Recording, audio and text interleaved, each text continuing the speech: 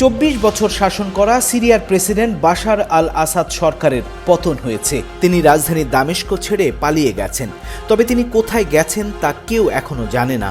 Flight রাডারের তথ্য অনুযায়ী রাজধানী দামেস্ক থেকে বাশারকে বহনকারী বিমান প্রথমে ভূমধ্য সাগরের দিকে রওনা হয়, পরে হঠাৎ করে উল্টো দিকে যাত্রা শুরু করে। এরপর রাডার থেকে বিচ্ছিন্ন হয়ে যায় বিমানটি।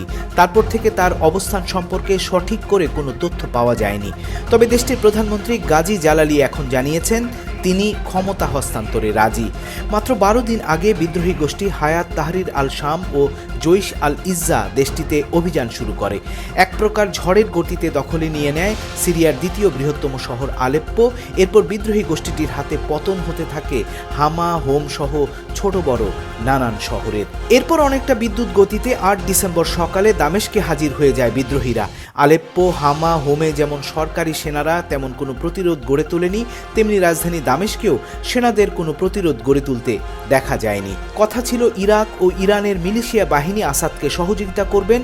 পতনের দিন তাদের দেখা মেলেনি। অন্যদিকে রাশিয়ার বিমান বাহিনী কিছুদিন আগেও বিদ্রোহীদের উপর হামলা করলেও পতনের দিন তাদেরও দেখা যায়নি। আসাদ সরকারের পতনের পর দামেস্কের মানুষ স্বাধীন স্বাধীন, স্বৈরাচারের পতন হয়েছে এমন স্লোগান দিতে দিতে রাস্তায় উল্লাস করতে দেখা গেছে। এই পরিস্থিতিতে হায়াত তাহরির আল শামের নেতা আবু মোহাম্মদ আল জোলানি বিদ্রোহীদের সরকারি স্থাপনায় কোনো প্রকার ক্ষয়ক্ষতি করা থেকে বিরত থাকতে বলেছেন। মধ্যপ্রাচ্যের প্রভাবশালী সংবাদ মাধ্যম খালিজ টাইম দাবি করেছে বিদ্রোহী গোষ্ঠী হায়াত তাহরির আল শাম সিরিয়ার সাবেক আল কায়েদার সহযোগী গোষ্ঠী বলে পরিচিত, যাদের সন্ত্রাসী সংগঠন হিসেবে বিবেচনা করে মার্কিন যুক্তরাষ্ট্র ও তাদের সহযোগী দেশগুলো।